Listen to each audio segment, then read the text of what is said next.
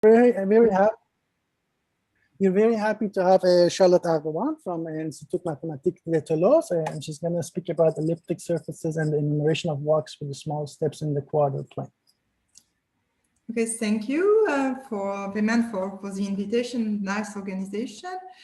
My talk will be about some recent collaboration on a question out of combinatorics, enumerative combinatorics to be precise, which is about the counting of discrete paths restricted in cones. And I hope that I will be able to show you that one can translate this question of enumeration of walks into a problem of a more arithmetical nature, which concerns the dependence on some points on an elliptic curve, in the group of an elliptic curve. So these are collaboration with Thomas Dreyfus, which is in Strasbourg, Julien Roch in Lyon, and Michael Singer in North Carolina State University. So let me first introduce you the combinatorial objects. So I will consider unweighted walks, which are discrete paths in the plane starting from 0, 0, and who are constructed thanks to a precise set of directions, this D, which is a subset of the set of cardinal direction. So I will encode this set of cardinal direction by, in fact, pairs of integers between -1, 0, and 1, so that, for instance, the north direction is just coded by the direction 0, 1. Okay, so let me draw you an example. So this is a walk with the following set of direction. And so I'm considering a sequence of points with integral coordinates such that when I'm going from one point to the other one, I'm using one of these directions. So the condition to be confined in the first quadrant is in fact a very important condition, because if you, for instance, open your cones and you consider walks in an half plane, it happens that from a combinatorial point of view, these objects are quite trivial. In fact, their generating series is automatically an algebraic function. And so the more complicated problem was, in fact, these walks confined in quadrants. So a small generalization of these combinatorial objects are what we call weighted model. So the idea is to have a probabilistic flavor to the study and to attach to each direction probabilistic weights that will measure the probability for the walk to go in the direction. So essentially you code these weighted walks, weighted model, by some tuple of rational number between 0 and 1, whose sum is equal to 1. So here, the quantity d, 0, 0 is in fact the probability to stay at the same place. And for instance, d1, 1 codes the probability to go in the direction northeast. So when you are fixing such a model, such a tuple of rational numbers, you can consider its set of direction, which is just the direction whose weight is non-zero. So this weighting model arose, in fact, from the start of the classification of three-dimensional model. So you can consider walks that are in 3 dimensions and are also confined to an orthant of the space. And it happens that for some of these 3-dimensional walks, you can project your 3D objects into a 2-dimensional walk, which will be in fact weighted with such probabilistic weights. So among this weighting model, we will call unweighted the one whose non-zero weights are all equal. and such that, in fact, the probability to stay at the same place is 0. And these unweighted models are up to a rescaling equivalent to the first combinatorial object I was talking. So they are really, in fact, the initial counting, connected to the initial counting issue.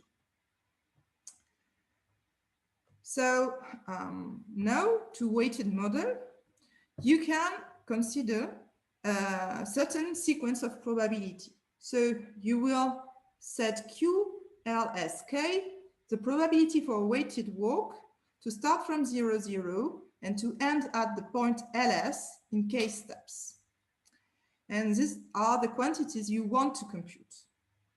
Since it's a very difficult task, you will introduce a trivariate generating series, which is given as follows. So just to notice, there is a dictionary between, in fact, certain combinatorial quantities and the variable. So for instance, the variable x, y, they are connected to the coordinate of the endpoint of your walk, whereas the parameter t is connected to the length of the walk. I mean, the number of steps the walk needs to go from 0, 0 to the ending point. Since all these guys are probabilities, this trivariate generating series converges on the unit sphere. Okay, so now the combinatorial question boils down to, in fact, count precisely this probability QLSK for any integers LS and K. So as already mentioned, this is really too difficult. And in fact, one can search in two directions. So the first direction is trying to find the asymptotics of the sequence QLSK. So this is a work which is quite analytic, and it essentially relies on the analysis of some singularity locus and, in fact, Cauchy formula, more or less, a three-dimensional Cauchy formula.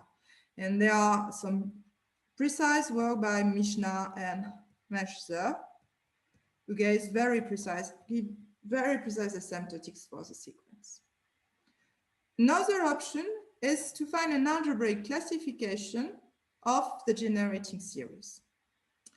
So this classification has many steps. So you can ask if your generating series is algebraic over the field of rational function Qx, yt. If it's not algebraic, you can wonder if it's holonomic over the same field of rational function. And by holonomic, we mean that the generating series satisfies some linear differential equation in each of the variables. So this class of holonomic generating series is very important in enumerative combinatorics because it has many nice properties.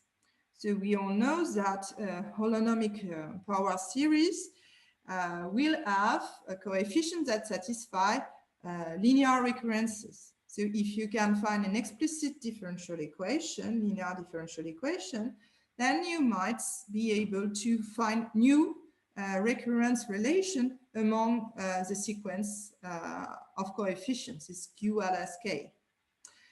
Moreover, a holonomic function has only a finite number of singularities, and you can also have, in fact, polynomial bounds for the sequence of coefficients. And the last nice property is that you may hope to to express your generating series as a combination of special function in that case. But it happens that the generating series is not holonomic. And the last class of this classification problem is what is called the differentially algebraic function. So what does it mean?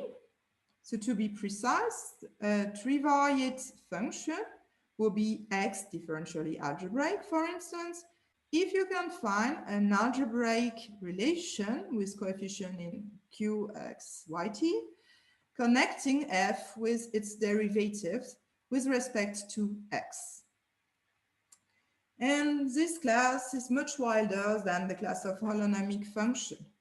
So, for instance, you can find some differentially algebraic function which have an infinite number of singularities. So this is the case for the function counting partition of integer that you can express as follows. So you can show that this function counting partition has an infinite number of singularities, but it is a differentially algebraic function. On the contrary, the zeta function has only one singular point, and it's differentially transcendental. So you cannot expect to characterize this class via the number of singularities of the function. Moreover, the asymptotics of a differentially algebraic function are very wide also. And for instance, if you consider just one variable function, then you may find some bound on the coefficient, but of the following form. So it's quite large. And so one more time, you cannot characterize analytically a function by the growth of its coefficient, differentially algebraic function. So you have to find new tools to characterize this last class. Okay, so for the objects we are interested by, so this works. So the classification is complete for the unweighted works. So it started with the work of Bush-Kemelou and Mishna in 2010. And they were in fact inspired by the work of Fayol, Yasnowski, and Manishev for the stationary distribution of random works. And inspired by this work, they associate to any unweighted model an algebraic curve E of genus 0 or 1, and a group of automorphism of this curve, which will be finite or infinite. And they conjecture the following thing. They conjecture that the generating series was holonomic if and only if this group was finite. And with this conjecture started a program that lasted for, I think, almost 10 years. So the first step is due to Bush-Kemelou and Mishna, and they've done an intensive work of classification. So if you want to code an unweighted model, you just have to code its set of direction, and there are 256 choices for the set of direction. And then they use some trivialities. So for instance, a work with this set of direction is quite simple. It's a unidimensional model. So it corresponds to an algebraic generating series. They also use symmetries to show that there are 79 interesting unweighted models to study. And among these 79 unweighted models, they were able to show that 23 had a finite group. And for these 23 works, many people worked to show, sometimes model by model, that the generating series was algebraic or holonomic. And so the proof were various. So some people used guess and proof strategy from computer algebra. So in fact, they computed a large bunch of coefficients of the generating series, used Paddy approximants to find a potential linear differential equation satisfied by the series, and they then proved that the series was satisfying this equation. Another strategy used what's called the iterated Kernel methods. For the remaining 56 works, the group was infinite. And people proved also in that case that the generating series was not holonomic.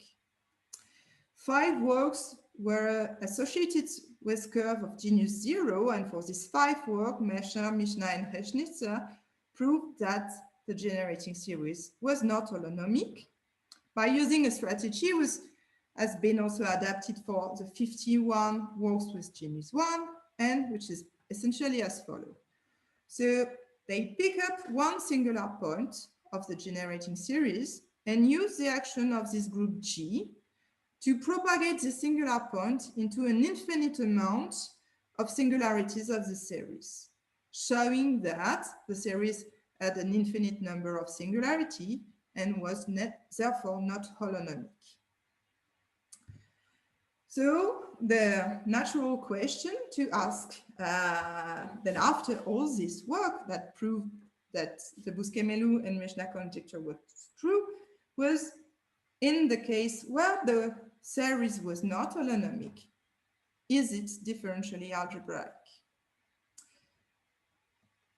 So let me show you the picture for the unweighted 51 models with infinite group and genus 1 curve. So one can prove that for the 52 blue models, the generating series is in fact differentially transcendental in the variable x and y. And for the 9 red cases, it happens to be differentially algebraic, but not holonomic. So we proved this with Thomas Dreyfus, Julien Roch, and Michael Singer in 2018. But a little bit before, in fact, Bernardi, Bousquet-Mellou, and Hachel proved that these 9 cases were differentially algebraic, and they were also able to exhibit an explicit differential algebraic relation. So, and they were able to show that something quite intriguing was happening for these 9 red cases. So there is still no easy combinatorial explanation of why these 9 cases are differentially algebraic and the blue ones are not. And so in order to seek for a combinatorial explanation, the natural step was to search for the weighted model. And for these weighted models, well, many things happen. So you have a class of weighted model who are associated with a genus 0 curve. And in fact, these are the 5 weighted model associated with the genus 0 curves. For this weighted model, the group is infinite. And you can show that the series will never be differentially algebraic. For the weighted model with the genus 1 curve, some models are differentially algebraic. By this, I mean that their generating series is differentially algebraic, and some are not. So let me just start with some examples. So when you consider the cross, when you weight its set of direction, it happens to be always holonomic.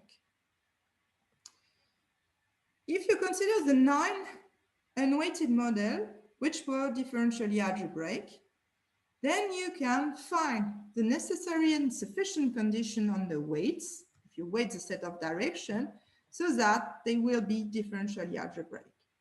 So for instance, in that case, you can weight the set of direction and the generating series will remain differentially algebraic. But if you weight the set of direction of this model, and if the weights do not satisfy this condition, then the generating series will be differentially transcendental. So on that slide, you can see that the only polynomial, all the polynomial conditions on the weights that are written are automatically fulfilled when all the weights are equal. And this is precisely why these 9 models appears as differentially algebraic when they are unweighted. Now, a last example is this model. So this model, when all the weights are equal, was differentially transcendental, but the necessary and sufficient condition on the weights is given as follows, and you can see that when all the weights are equal, this condition is not fulfilled, so the unweighted model was differentially transcendental. So I gave you this example because one could believe that all the necessary and sufficient condition on the weights will be very simple of degree 1 and to the weights, but it happens that it's not at all the case, just by computing this model. So now I will, in the rest of my talk, try to enter more into the details and try to explain how one can find this condition and how they are connected to some arithmetic in elliptic surfaces. So I will start by just give you some generalities about these works, their functional equations, these mysterious curves and groups. Explain what are the theorems for differential algebraicity that we are using, and in the last part of my talks show you how we can implement this criteria for differential algebraicity into algorithm by using the theory of Mendel-Weil lattices and Néron-Tate heights. Okay, so please interrupt me if I'm going too fast or if I am too vague. So remember that we will fix a model, which is a set of probabilistic weights on a set of direction, and consider a trivariate object, which is the following generating series. People here consider what is called a step inventory, which is in fact here a long polynomial because the direction goes into -1 and for the integers here. And from this step inventory, you can build a polynomial, which is as follows: xy times 1 minus ts xy, and it's a biquadratic polynomial in x and y. And this polynomial will be crucial in our study. Charlotte, could I just interrupt to ask a question? Yeah. I noticed in the statements of your theorems, there was a restriction on the t variable, which I didn't understand. It shouldn't be algebraic or something. What was the? Oh, yeah. So precise. Okay, I will. Indeed, it's something I'm trying to skip, but it's quite technical. In fact, here. Yeah. So in this talk, I will only be concerned with the dependence in the variable x and y. So since all my objects are defined over Q, and for instance, I will be working with family of curves that will depend on the parameter t, I'm choosing a t that is transcendental over Q in order not to, in fact, to work generically with respect to t. So if I'm taking an algebraic t, it might happen that in fact my curve here with just generically of genus 0 will then split into a reducible curve. And I want to avoid this kind of phenomena. So I'm working generically with respect to t by fixing the value of t to be a transcendental number. So well, this is something I should have said. So, and then after the end of my talk, I will try to explain how one can work with algebraic value of t, but all the stuff I will be explaining will be for transcendental value, so that I will be able to work in family and not with a special fiber. Thank you. Is it okay? So, yeah, so if we do an induction on the length of the work, one is able to show that the generating series here satisfies the following functional equation. So here you see this kernel polynomial. Here is the complete generating series on this left-hand side, and on the right-hand side, you see appearing what is called the sectional generating series. Sectional generating series means that, in fact, one of the variable, x or y, is evaluated. So here y is evaluated to 0, and here x is evaluated to 0. And this functional equation tells you immediately something. If you want to study the differential algebraic property of the complete generating series, then it's enough to study the differential algebraic property of this sectional series and of this one, which are much simpler than the complete generating series. So the strategy behind everything is in fact the kernel method. So it's in fact appears in Knut's book, but it's in that situation as follows. So we will specialize this functional equation on the zero locus of the kernel polynomial. So we fix the transcendental value of this parameter t, and we are looking at the pairs x, y, who makes this guy vanish. This allows to eliminate the left-hand side of this functional equation, to set it to 0, so that only remains the right-hand side. And you have to work only with the sectional generating series.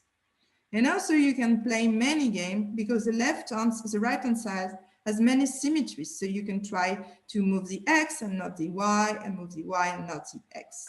And it's essentially what is behind the dynamical functional equation I will give you brutally in the next slides.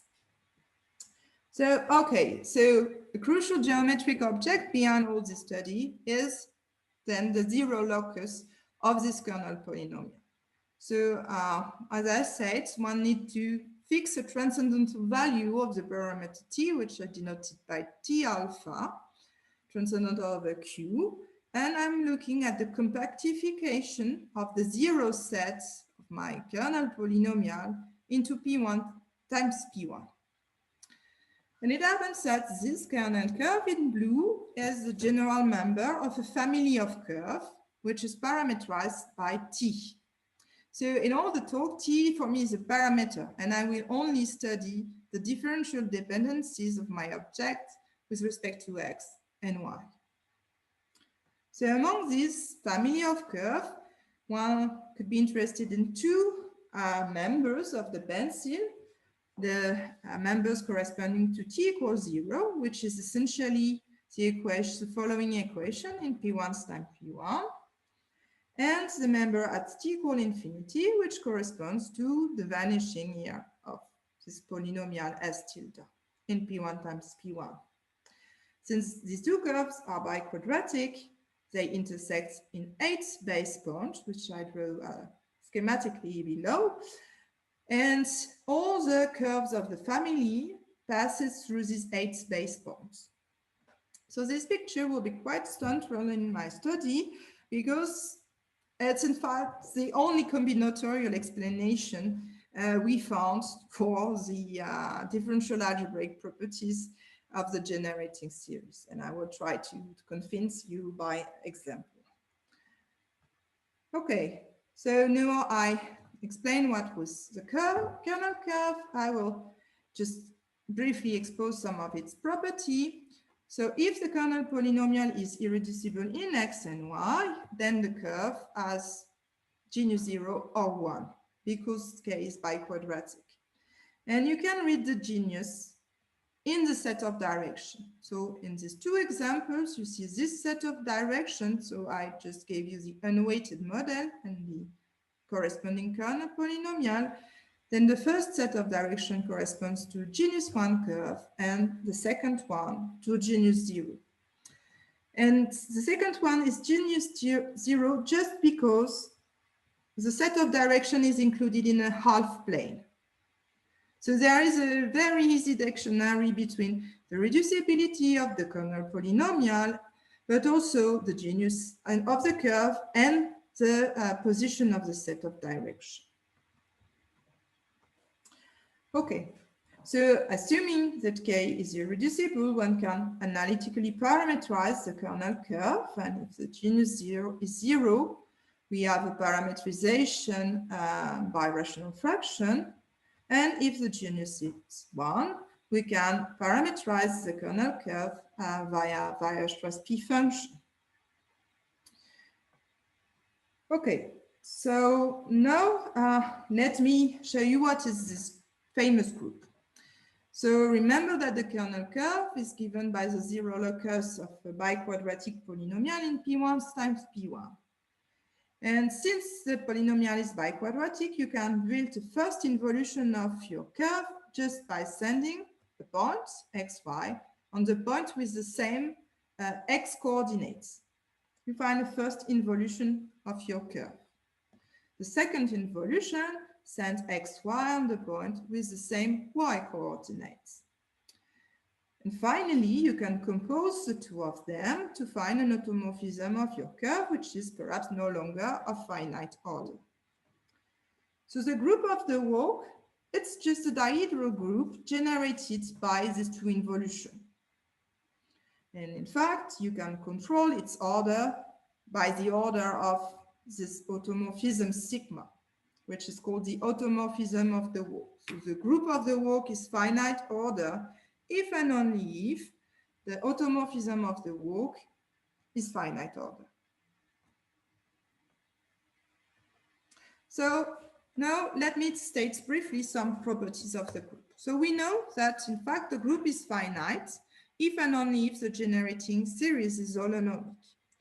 And essentially, it will occur only in the genus 1 case. And in that case, one can show that the generating series is more or less a Weierstrass function on an isogenous elliptic curve. So, via the parametrization, when the genus is 0, then on the universal cover, sigma, the automorphism of the walk, is just a multiplication by some element q, which happens to be not to be a root of unity. So in the genus 0 case, the group is always infinite. In the genus 1, sigma, the automorphism of the walk, is just the translation by a point on your kernel curve. So it's quite rigid, because if you can find some point q that is fixed by an iterate of your automorphism, then sigma must be of finite order. So let me show you how you can apply this to show that the weighted cross here is always holonomic. So for the weighted cross, you have the following picture of the position of the base point of your pencil of curve. So these points, they are on your elliptic curve E. So P1 here is sent by the first involution to this point Q1, and by the second one to Q0. Then, if you apply sigma once again, the first involution sent you there, and the second sent you there, so that sigma square of P1 is equal to P1. This means that sigma square is equal to the identity, the group of the walk is thereby finite, and the generating series is holonomic. So just by the position of the base point of your pencil of curve, you can track the order of your group of walk, and then in some cases conclude that this generating series is holonomic. So from now on, I will restrict my, my presentation to the case where the kernel curve has genus 1 and the group of the walk is infinite. So this will correspond to the kernel curve is an elliptic curve, and the automorphism of the walk is given by the translation by a non-torsion point omega 3. And I will assume that omega 3 is non-torsion. On the universal cover, I will be able to lift my automorphism, my translation on the elliptic curve, as a translation by some complex number omega 3. So now one would like to, in fact, get something more dynamical out of the functional equation satisfied by the generating series. And the first major work in that direction was done by Kurkova and Hachel in 2012 for unweighted model, and then generalized by Dreyfus and Hachel for weighted model. And this is a very delicate uniformization. So you can show the following. So fixing a transcendental value of your parameter, T alpha, you can construct a uniformization of your kernel curve by Weierstrass function so that the automorphism sigma lifts as the following translation. And you can prove that in fact, this sectional generating series, the same holds in fact by symmetry for the series QX0 T alpha. So this series can be analytically lifted and continued to the universal cover as a meromorphic function f over c that satisfies the following very easy dynamical equation.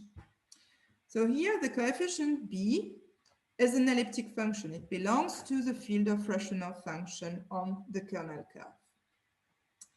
So thanks to this functional equation, Korkova and Rachel were able to find one singular pole of the generating series and to propagate it into an infinite amount of singularities. They show, in fact, that the generating series was not holonomic for the 51 unweighted models. This was a major work in this study.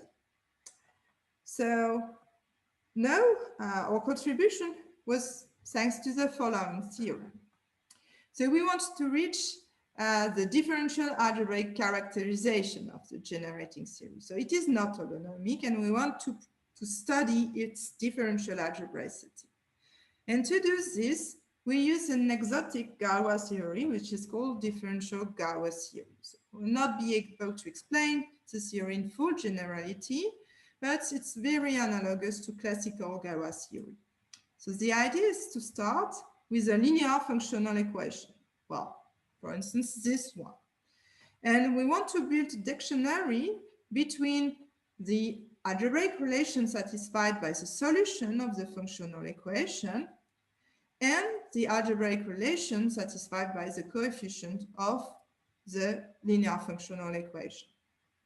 So in that precise case, we find the following results. So we prove that the generating series is differentially algebraic if and only if you can find a linear differential equation with constant complex coefficients that send this coefficient b of your functional equation onto some kind of cocycle, sigma of g minus g, where g is an elliptic function. So we reduced the study of the differential algebraicity by using this differential Galois theory to the study of the existence of such kind of relation. So this might seem quite hard. And in fact, it's not too hard. And we translated this second condition as a condition of what we called orbit residues for B. So let me just try to explain on a very easy example on how this kind of condition, what is the origin of such kind of condition. When you take a rational fraction B, and you want to show that it's a derivative of another rational fraction G, well, it's sufficient to check that the residues of order 1 of B are 0. If they are 0, you can integrate B and you will not have logarithm. If they are non-zero, then you find an obstruction so that B is the derivative of a rational fraction. And in fact, when you consider sigma g minus g, it's a kind of discretization of the derivation with respect to z. So the orbit residue, the notion of orbit residue, is a discrete analog of this, this residue criteria for the derivation. Okay, so let me just state the definition and show you how you can use it. So you start with an elliptic curve. Sigma is the addition by a non-torsion point. And then you can find a set of local parameters which satisfies some compatibility with the action of the automorphism. You require that when you apply sigma to uq, then you find the local parameter at sigma minus 1 of q. And you can always find such a set of parameters. Then for an elliptic function b and a point q on the curve, you can expand b with respect to the local parameter uq for each q. And you define the ith orbit residue of b at q as the following sum. So you fix I and you sum all these coefficients, but on the orbits of q with respect to sigma. Okay, and since B is regular, it's singular at only a finite number of points, the sum is finite. So we proved the following, that in fact the generating series was differentially algebraic if and only if for all integer I and q point of E, the orbit residue of this function B was 0. Okay, once again, one could think that this computation of orbit residue is quite demanding. And in fact, it's not so demanding, and we never compute the full expansion of B. So I will try to show you how one can apply this property on an example. So let me show you how this works on this unweighted model. So for this unweighted model, so you can prove that the polar divisor of your elliptic function is just these 3 points. They are all poles of order 1. And then this point M has residue alpha, and you can show that n and iota 1 of n have the same residue. And this fact just comes from the Galoisian property of B. In fact, with respect to iota 1, it has trace 0. And this property tells you that the residue and the orbit residue of P will have some symmetries with respect to the action of the first involution. Now you know that by classical residue theorem, alpha plus 2 beta must be equal to 0. And they are all distinct from 0. Then the only way to have orbit residue 0 is that all the poles of the function B are on the same orbit. And in particular, M is equal to sigma to the n of some of big N. And so in that example, everything reduced to showing that 2 points are in the same orbits. And we never computed in the unweighted model, we never computed the residue. We always use some kind of analogous argument. Anyhow, it happens that this is not peculiar to this unweighted model, and it's in fact a very general statement. So with Singer, we in fact found a more precise characterization of differentially algebraic series valid for a weighted model. And we proved that the following are equivalent. So we proved that the generating series was differentially algebraic if and only if you can find this linear differential equation on B. This is previous results, and we show that in fact it's equivalent to find a linear differential equation of order 0.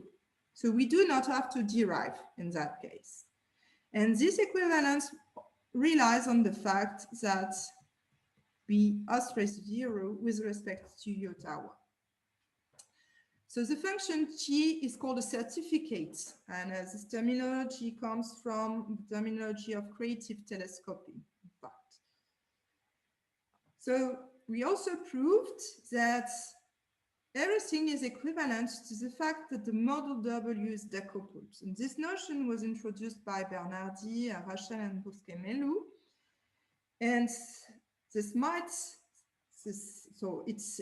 is equivalent to ask that the function xy is equal to the sum of a rational function in x plus the sum of a rational function in y in the function field of your curve.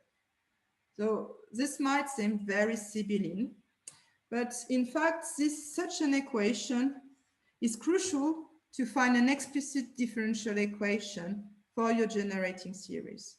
So with this equation, in fact, you are more or less in the variable on the universal cover. But with this equation, you deal with the initial combinatorial variable. So you can find an explicit differential algebraic equation for your generating series by using such kind of equation and boundary values problem. So this is really the work of Bernardi, Bousquet-Melou, and Rachel, we introduce this notion of decoupling and the procedure to find an explicit differential algebraic equation. And finally, everything amounts to show that two poles of the function b are in the same orbits with respect to sigma. And it happens that these points are base points of my pencil of curve. So this will be quite important for the rest of the talk. Okay, so now I will give you a first application of the previous proposition. So I remember the position of the base point, the pencil of curve, and we can find out of the previous proposition a criteria for differential transcendence. We prove that if one of these pi, which are in fact the poles of x, and one of the qi's, which are the poles of y, are fixed by one of the involution, then the generating series will always be differentially transcendental. So then you have an easy way to check the differential transcendence of weighted models. So for instance, for these weighted models, the position of the base points are as follow. So P1 is fixed by the second involution, and Q0 is fixed by the first one. So if the group of the walk is infinite, any weighting of this model will be differentially transcendental. Okay, this is just a special case. So now we want to really find an algorithm. So we will fix a set of direction, and we have reduced the question of the differential algebraicity of the generating series to the following question. So given 2 points on an elliptic curve, are they in the orbits by this translation map? Okay, so we want to find an algorithm to test this condition without fixing the weight on a set of direction, in order to be able to find some polynomial condition that will guarantee this, this orbit relation.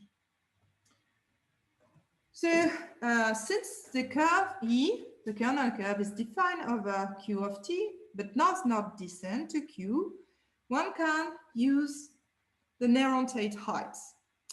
And we will use it in 2 ways. So the first property of the Nérontate height is the fact that a torsion point has height 0.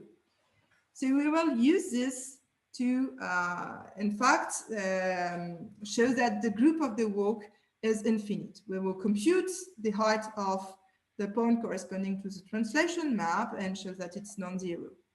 And if it's 0, we know that in the case of an elliptic curve defined over this function field, well, the order is bounded by 6. So you can compute the iterates of your automorphism sigma, and if sigma to the power 7 is to the power 6 is not the identity, then the group is infinite also. So this first condition gives you a way to check that the group of the walk is finite or not. The second condition is the following: if Q is equal to n times big N, then the height of Q is equal to n squared, the height of n. And this property will give us a way to test if 2 points are in the same orbit with respect to sigma.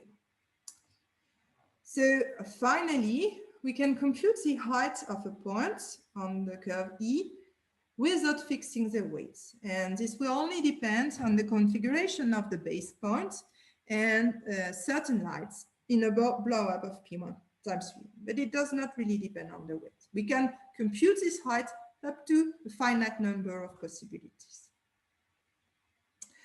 So how do you use the heights to test if 2 points are in the orbit of one another? So you can choose on an elliptic curve the 0 of your curve. So here you can choose P to be 0. Then sigma of P is equal to P plus some n is equal to some point n. And sigma np is equal to n times big N.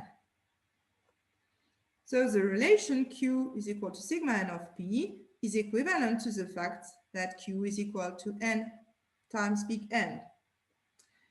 And then you use your heights, and you can compute the heights of Q and the heights of N and search for all potential integer N so that the height of Q is equal to N squared, the height of N. When you have found all the potential N, thanks to this height computation, it just remains to compute sigma N of P and to compare it with Q to find the algebraic condition of the weights so that Q is equal to sigma N of P. Okay, so I will try to explain a little bit how one can do this height computation without fixing the weights. So I will denote by S the quadrilateral model of my curve E, and it's a smooth projective rational surface vibrating over P1. Almost all fibers are isomorphic to my kernel curve, and the fiber at over 0 is singular. And there is a bijection between the QT point P of my kernel curve and the section of my elliptic fibration. So when the H base points are distinct, then my elliptic surface is just the zero locus of the following polynomial in P1 times P3. And if not, then you have to construct it by blowing up the base points that are equal. And in fact, the fiber above 0 as 0 is just obtained as a strict transform of this curve in P1 times P1 by successive blowups. Okay, so now that we have this dictionary between the kernel curve and the elliptic surface, the point on this kernel curve and the section of my surface, one can relate the height of the point P with the height of the section. And in fact, this height is computing thanks to intersection theory, and it's obtained by looking at the way the section P intersects the reducible fibers of my fibration. So in our special case here, for the points we are interested, they will never intersect the 0 section. So the computation of the heights essentially boils down to the computation of the sum of contribution. So remember that we want to do this without fixing the weights. So what do we know about this elliptic fibration? So we have this set of reducible fibers, and they have a finite number of types by the Kodaira. And one can explicitly compute the type of the fiber above 0 by blowing up. And it depends only from the position of the base point. Now the type of a reducible fiber determines the root lattice. And Oguizo and Shioda proved that for rational elliptic surface, there are only finitely many possibilities for the full root lattice. So knowing what is the root lattice at 0, then we are able to reduce this number of possibilities.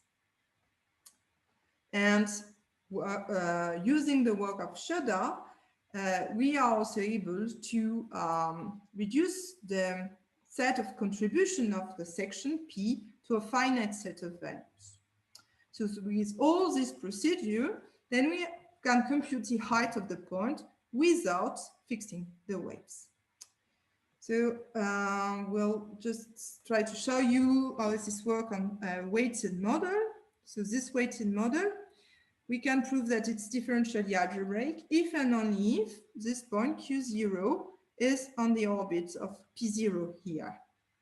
And choosing P0 to be the 0 of the curve, then it's just amount to prove that Q0 is equal to N times S0. So in that configuration, here you have 2 base points in that corner and you have 3 in that one. So then you perform the blow-ups, you have 3 components, sorry, to the fiber above 0. And so you find a cycle of 7 projective lines. And you know precisely which components of this fiber intersects the section corresponding to your base point. So thanks to the work of Shoda, you are able to compute the contribution of your section to the 0 fiber. So in that case, we find that, in fact, the contribution of our points, they are equal, and are equal to 10/7. Oguizo and Shoda list tells you that, in fact, you have only 2 possibilities for the root lattice.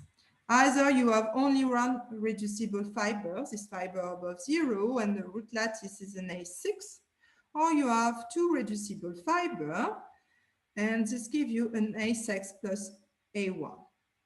In that case, the other reducible fiber, which is just an A2, gives you contribution of sections that belong to the following sets. So they are either 0 or 1/2. So if the height of Q0 is equal to n squared, the height of S0, then the following equation must hold, where epsilon and epsilon prime are in 0 and 1. And in that case, it's easily seen that the only solution are n equals plus or minus 1. So n equals 1, it's not possible because, in fact, let me just draw you, Q0 is here and S0 is here, so they cannot be equal, and n equals minus 1 is equivalent to the following polynomial condition. So I've been quite fast, sorry. So no, I will conclude my talk with some open problems or questions that are connected to this counting of walks. So the first of all is the combinatorial interpretation. So in fact, I show you that one is able to compute the polynomial condition on the weights, but up to now they have no combinatorial interpretation. So some researchers in combinatorics and probability had found some relation before that had a combinatorial interpretation that is called central weighting, but these conditions are essentially homogeneous of degree 1 in the weights, so you cannot find all the conditions just by central weighting. So there is really a question of, can we find a combinatorial interpretation of this polynomial relation? Another open question concerns, in fact, the specialization of the variable. So you can ask the following question.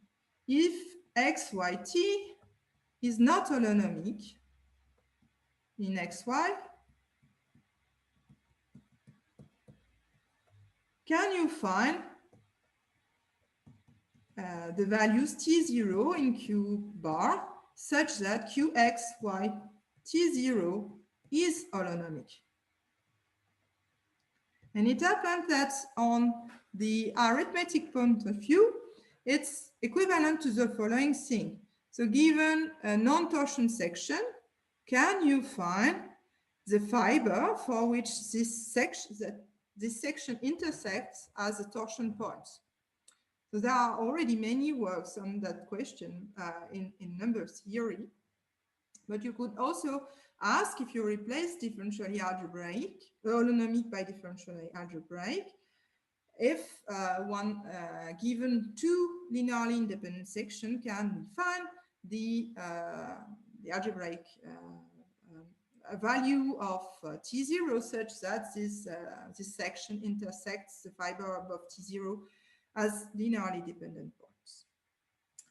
Okay, and now I will end with some more general combinatorial problems. So it happens that the classification of 3-dimensional walks is at its starting point. So in fact, you can find a similar functional equation for walks in an octet. And then you will have to replace the kernel curve by, in fact, a kernel surface, which is given by a 3-quadratic polynomial. And in that case, generically, the kernel surface is a K3. and you can show that the three corresponding involutions, they will generate a free group. But it's the only thing that we know, and the only analogy with the previous setting, because in that case, all this technique of uniformization and finding a functional equation are quite delicate. And I will end my talk there, and I thank you for your attention. Okay, thanks a lot. Let's thank Charlotte for a great talk.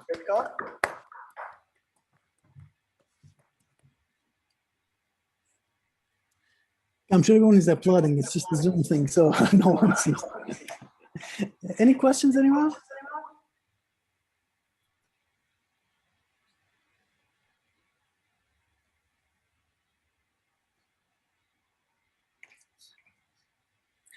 So is it fair to say that by studying the weighted situation, this also improves our understanding of the unweighted situation?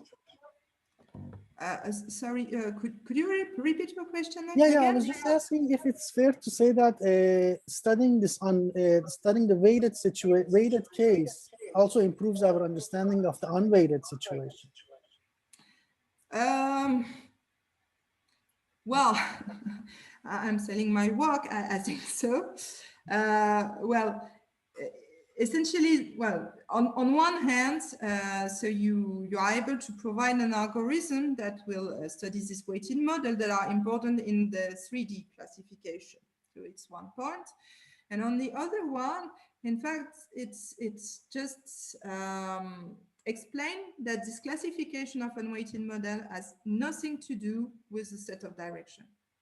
And this first picture I show you with these 42 blue models and 9 red cases, it's just by chance. I mean, it's just because this polynomial condition on the weights were accidentally met. So this is the first step, well, on the potential explanation. But, well, people in combinatorics, they are satisfied with this explanation, but they are also searching for explanation with a combinatorial flavor. So, for instance, the generic central weighting it's in, well, for some model like this, which is called Gouillou-Beauchamp model. So they say that, for instance, if you take this direction and then you go back, you must have the same probability than taking this direction and then going back.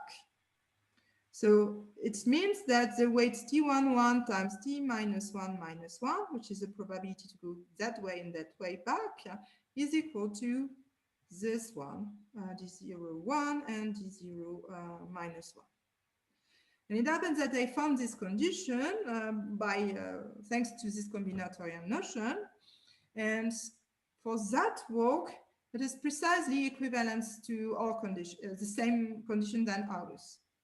But for others, this notion of central weighting is not equivalent to the differential algebraicity of the work.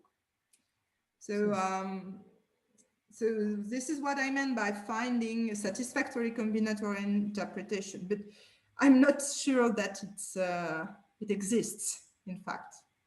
So because there are so many possibilities when you take 2 points and you want them to be in the same orbit, I'm not sure that we can read it just by this simple condition. Mm-hmm. Thank you. Any other questions, anyone? Okay, so if not, we will thank Charlotte again. Thank you.